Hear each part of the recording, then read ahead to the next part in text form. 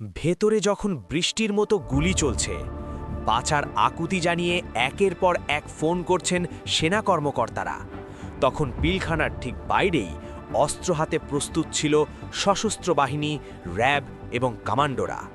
কিন্তু এক অদৃশ্য ইশারায় তাদের ভেতরে ঢুকতে দেওয়া হয়নি। কেন সেদিন হাত পা বেঁধে রাখা হয়েছিল আমাদের সেনাবাহিনীকে? কে দিয়েছিল সেই নির্দেশ? ভূমিকা ২০০৯ সালের ২৫শে ফেব্রুয়ারি বাংলাদেশের ইতিহাসে এমন একটি দিন যেটি চিরকাল কালো অক্ষরে লেখা থাকবে। পিলখানায় সেদিন যা ঘটেছিল তার তুলনা পৃথিবীর ইতিহাসে খুঁজে পাওয়া কঠিন। স্বাধীন একটি দেশে রাজধানীর বুকে ৫৭ জন সেনা অফিসারকে পরিকল্পিতভাবে হত্যা করা হলো, আর বাহিরে সশস্ত্র বাহিনী প্রস্তুত থেকেও ভেতরে ঢুকতে পারল না। ৭১-এর মুক্তিযুদ্ধে ৯ মাসে ৬১ জন অফিসার শহীদ হয়েছিলেন, আর স্বাধীন বাংলাদেশে মাত্র কয়েক ঘন্টায় ৫৭ জন। এই লেখাটি সেই দিনের ঘটনার প্রবাহ, এর পেছনের কারণ এবং এর পরবর্তী প্রতিক্রিয়া নিয়ে একটি বিস্তারিত বিশ্লেষণ। প্রথম পর্ব, সকালের শুরু, যখন সব কিছু স্বাভাবিক মনে হচ্ছিল। বিডিআর সপ্তাহের প্রথম দিন সকাল ৯টায় দরবার হলে বার্ষিক দরবার শুরু হওয়ার কথা। বিডিআরের সকল সেক্টর কমান্ডার, অফিসার এবং প্রায় ৩,০০০ বিডিআর সদস্য সেখানে উপস্থিত।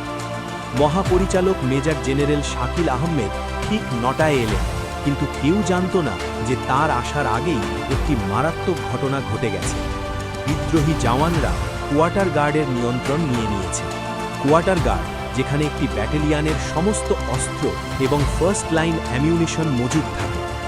পরিকল্পনা এতটাই নিখুঁত ছিল যে ডিজির গাড়ি কোয়ার্টার গার্ডের সামনে দিয়ে যাওয়ার সময় বিদ্রোহীরা নিয়মমাফিক গার্ড সেলাম দিয়েছিল।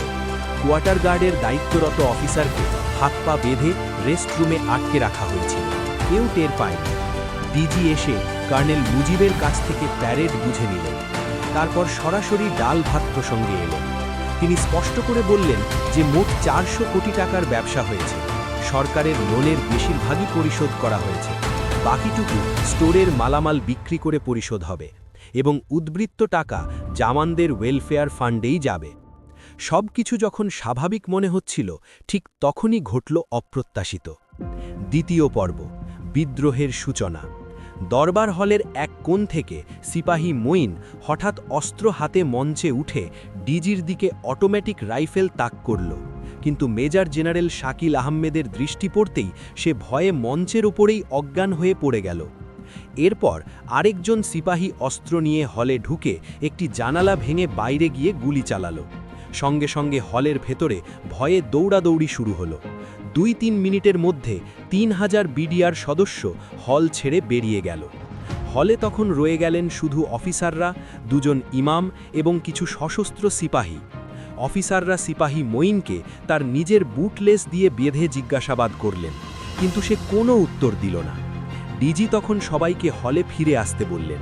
বাইরে গোলাগুলি চলছিল। তিনি চিৎকার করে বললেন, কে গুলি চালাচ্ছে? তাদেরকে থামাও, পরিস্থিতি সামলাও। কিন্তু ঠিক সেই মুহূর্তে লাল সবুজ গেরুয়া কাপড় পরা, টুপি ছাড়া বিডিআর পোশাকধারী একদল সৈন্য দরবার হলকে চারপাশ থেকে ঘিরে ফেলে নির্বিচারে গুলি চালাতে শুরু করল। তৃতীয় পর্ব, দরবার হলের ভেতরে মৃত্যুর ফাঁদে আটকা পড়া অফিসারেরা। মেজর জেনারেল শাকিল আহমেদ এবং সকল অফিসার স্টেজের পেছনে আশ্রয় নিলেন। Colonel Gulzar, colonel Emdad, lieutenant colonel Enshad মাইক্রোফোনে বিদ্রোহীদের থামতে বললেন, কিন্তু তাদের কথায় বিদ্রোহীরা আরও আক্রমণাত্মক হয়ে উঠল। এক পর্যায়ে মেজর আজিজুল হাকিম সিপাহী মঈনের ফেলে রাখা অস্ত্র তুলে নিয়ে প্রতিরোধ করতে চাইলেন, কিন্তু ডিজি তাকে বাধা দিলেন, কারণ তিনি চাননি কোনো রক্তপাত হোক। তিনি তখনও বিশ্বাস করছিলেন সবকিছু ঠিক হয়ে যাবে। সকল অফিসার তাদের নিজ নিজ ইউনিটে ফোন করে সাহায্য চাইলেন। কর্নেল গুলজার র্যাবের ডিজিকে ফোন করে বললেন, স্যার, আধ ঘন্টার ভেতরে ফোর্স পাঠান, না হলে তারা আমাদের সবাইকে মেরে ফেলবে, আমরা নিরস্ত্র।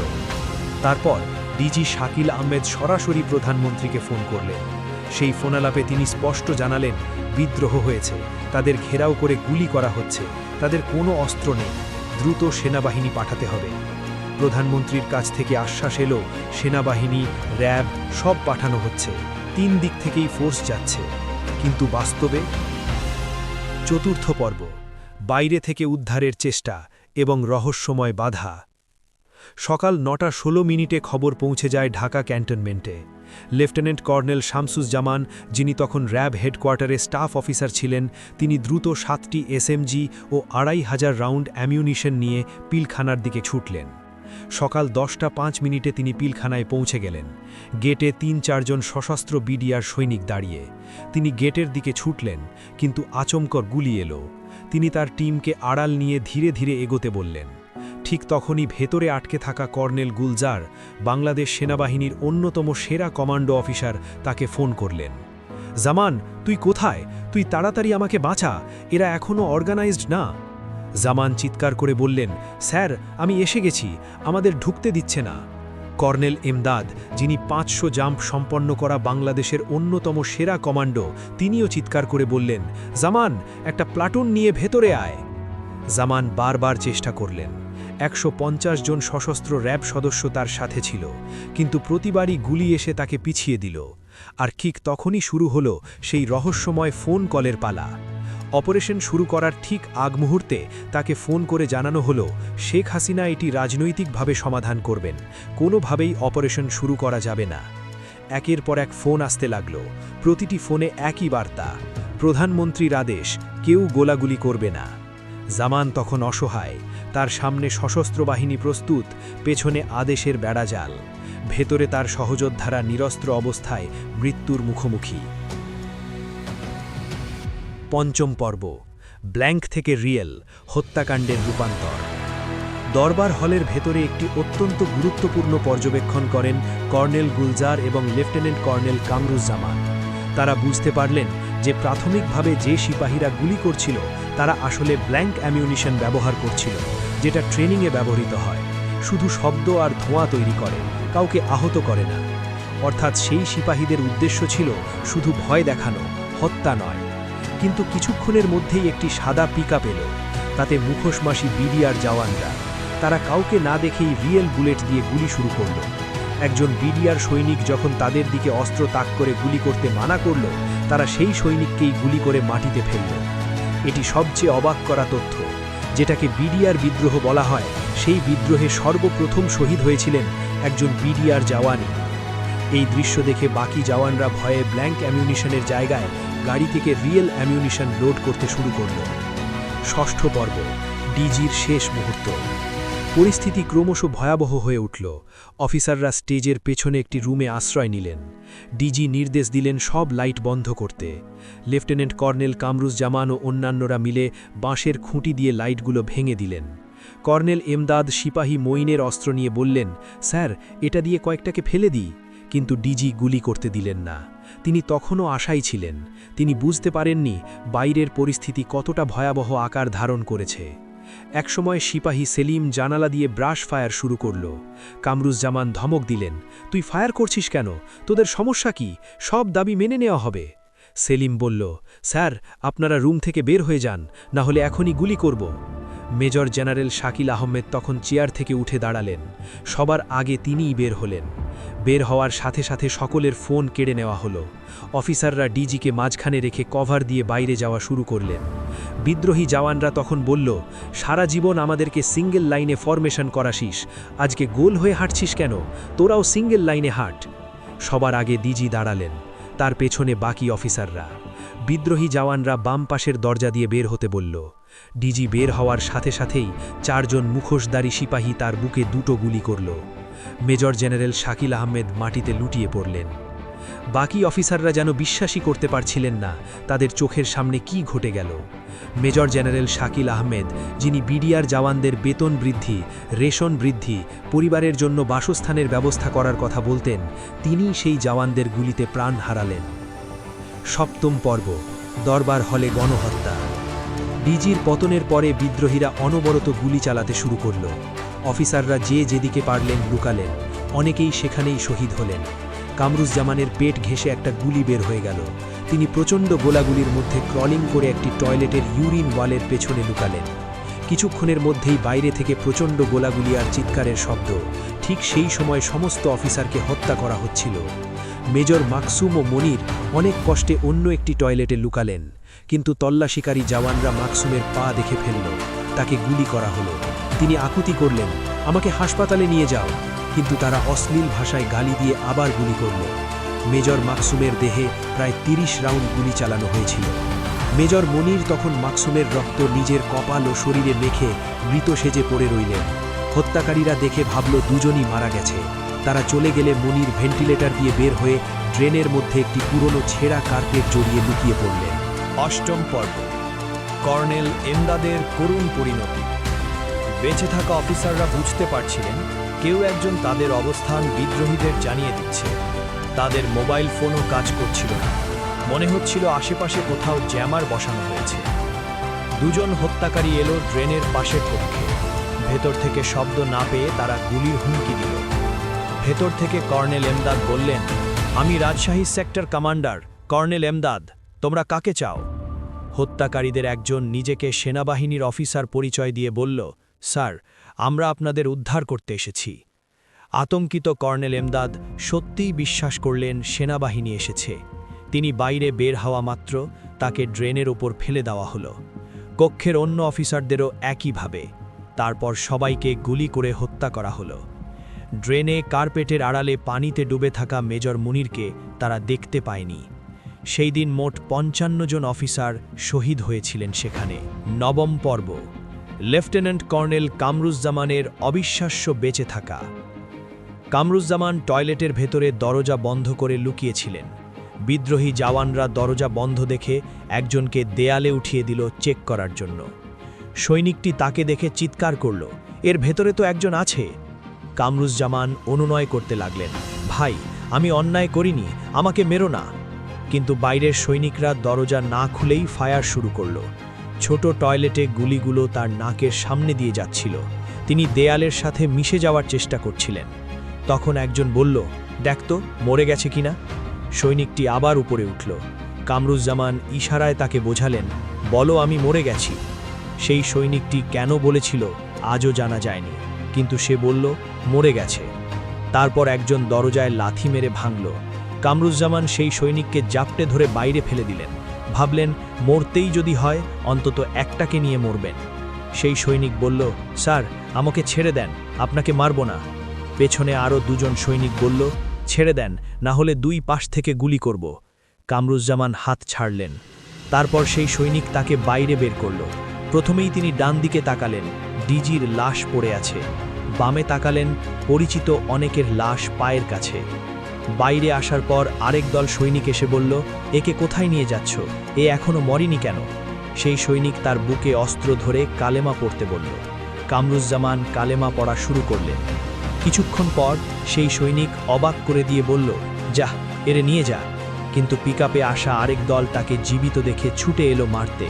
তখন সেই গাড়ির ড্রাইভার, যে কামরুজ্জামানকে আগে থেকে চিনত, সবাইকে বাধা দিয়ে বলল, তোরা যা, আমি দেখে নিচ্ছি। সেই ড্রাইভার তাকে ৪৪ রাইফেল ব্যাটালিয়নের সিও বিল্ডিংয়ের ৪ তলায় লুকিয়ে রাখল। দশম পর্ব, ডিএডি তৌহিদের রহস্য। কামরুজ্জামান সেই বিল্ডিংয়ের টয়লেটের দরজা খুলে দেখলেন ভেতরে ডিএডি তৌহিদ লুকিয়ে আছে। তাকে জিজ্ঞেস করলেন, তুমি এখানে কেন? তৌহিদ বলল, স্যার, আমি এখানে আছি যদি আমাকে মেরে ফেলে। এটি একটি অত্যন্ত গুরুত্বপূর্ণ তথ্য। পরবর্তীতে ডিএডি তৌহিদকেই এই পুরো বিদ্রোহের মাস্টারমাইন্ড হিসেবে উপস্থাপন করা হয়। কিন্তু যিনি নিজের প্রাণ ভয়ে টয়লেটে লুকিয়েছিলেন, তিনি কিভাবে পুরো বিদ্রোহের নেতৃত্ব দিলেন? কিছুক্ষণ পরে ডিএডি রহিম এসে তৌহিদকে বলল, প্রধানমন্ত্রী ডেকেছেন, আমরা সবাই যাচ্ছি। তৌহিদ যেতে চাইছিলেন না। বললেন, না, থাকা যাবে না, দেখেন আমার পায়ে এমন করে মারছে যে হাঁটতে পারছি না। তাকে জোর করে নিয়ে যাওয়া হলো এবং তাকেই পরবর্তীতে ক্যামেরার সামনে এনে সমস্ত দোষ নিজের উপর নেওয়ার জন্য বাধ্য করা হলো। তার স্ত্রীর ভাষ্য অনুযায়ী তৌহিদ কোনো মন্ত্রী বা এমপির বাসায় যাননি, কোনো মিটিংয়ে তার নাম নেই, কিন্তু তারপরও তাকে ১ নম্বর আসামি বানিয়ে সর্বোচ্চ শাস্তি দেওয়া হলো। একাদশ পর্ব, রাজনৈতিক হস্তক্ষেপ, সাধারণ ক্ষমা ও খুনিদের পলায়ন।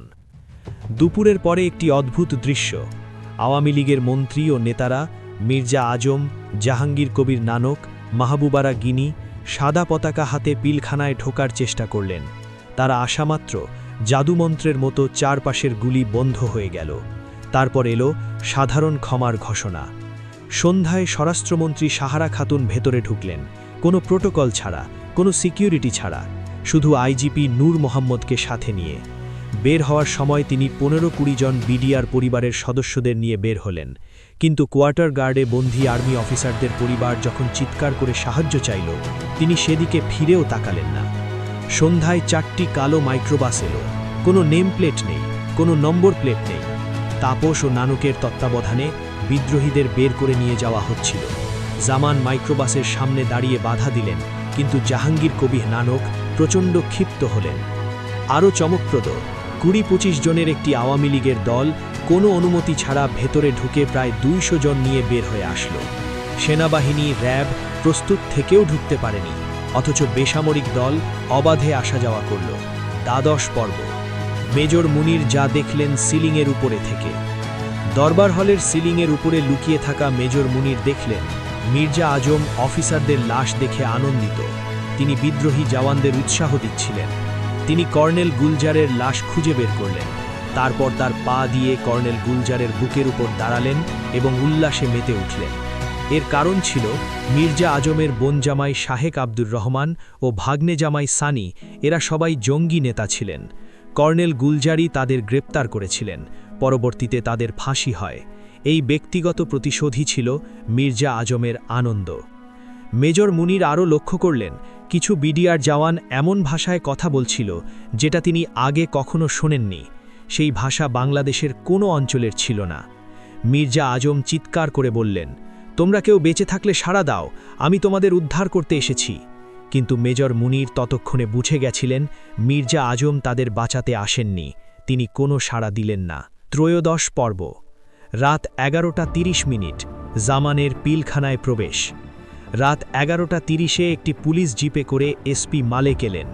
জামানকে জানানো হলো ভেতরে পুলিশ ছাড়া কারও প্রবেশ নিষেধ, কিন্তু জামানের জিদের কাছে হার মেনে তাকে জিপে তুলে নেওয়া হলো। পিলখানায় তখন সব লাইট অফ, কিলাররা পালিয়ে গেছে। জিপ 150 মিটার সামনে গিয়ে জামানকে নামিয়ে দিল। রাস্তায় পড়ে থাকা 3টি এসএমজি তুলে নিয়ে তিনি প্রথমে গেলেন ডিজি শাকিল আহমেদের বাসায়। সেখানে তিনি পেলেন লেফটেন্যান্ট কর্নেল দেলোয়ারের স্ত্রী ও ডিজির মৃতদেহ। সবচেয়ে মর্মান্তিক, লেফটেন্যান্ট কর্নেল দেলোয়ারের স্ত্রী তখন গর্ভবতী ছিলেন। সেই অবস্থাতেই তাকে হত্যা করা হয়েছিল। সারা রাত জামান খুঁজে বেড়ালেন কোনো জীবিত অফিসার আছেন কিনা, কাউকে পেলেন না। ভোরবেলা তিনি পিলখানা থেকে বের হয়ে এলেন। চতুর্দশ পর্ব। অজ্ঞাত অস্ত্রের রহস্য। ক্যাপ্টেন শাহনাজ, যিনি ঘটনাস্থলে গিয়েছিলেন, তিনি একটি গুরুত্বপূর্ণ বিষয় লক্ষ্য করলেন। সেখানে ব্যবহৃত কিছু এসএমজি এমন ছিল যেগুলো বাংলাদেশ সেনাবাহিনী বা বিজিবি কেউই ব্যবহার করে না।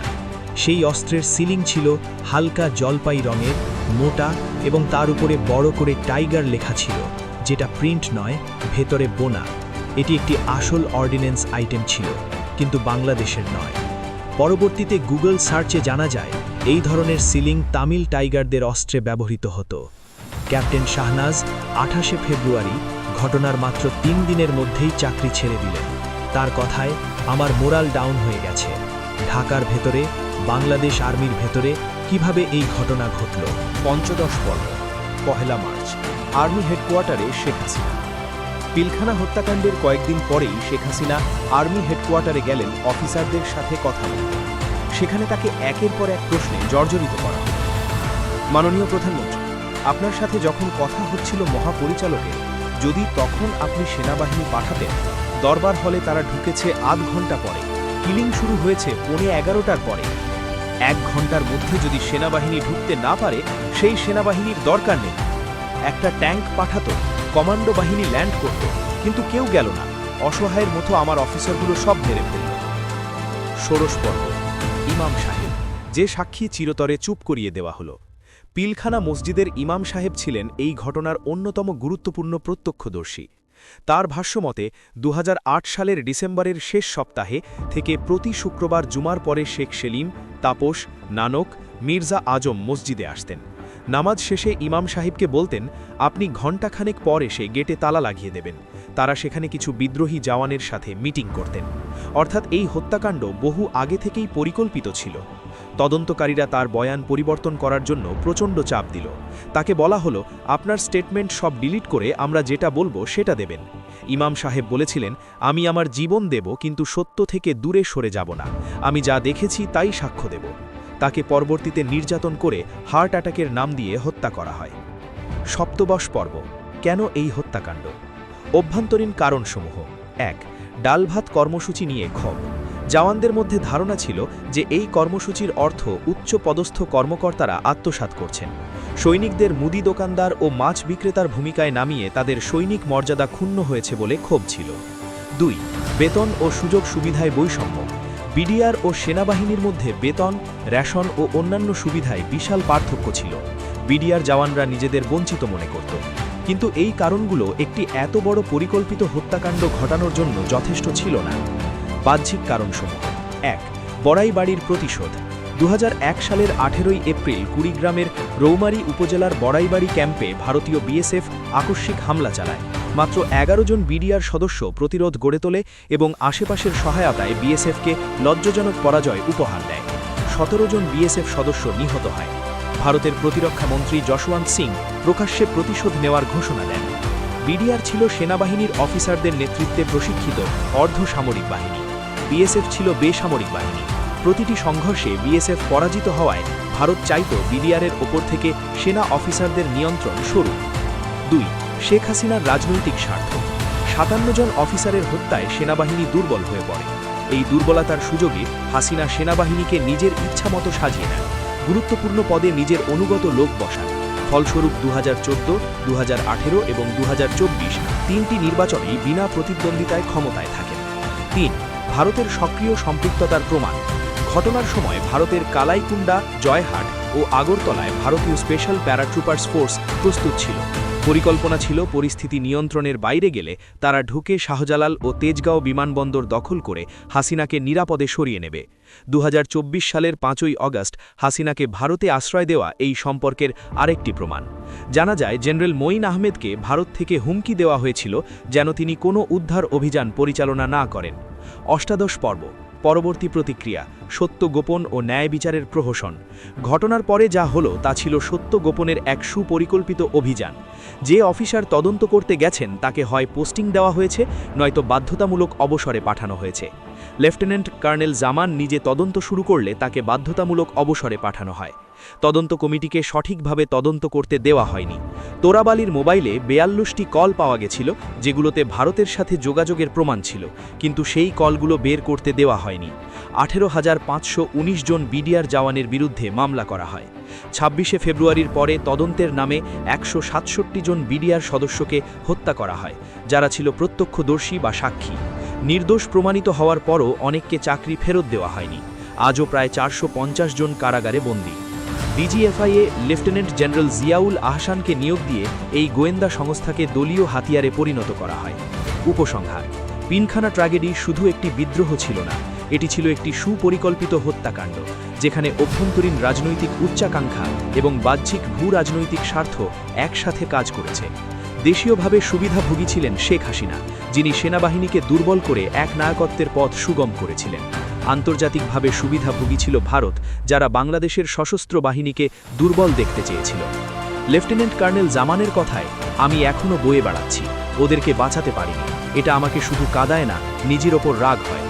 জেনারেল শাকিলের পুত্রের কথায়, আমি জেনারেল শাকিলের সন্তান, কোনো ছাড় দেওয়া হবে না।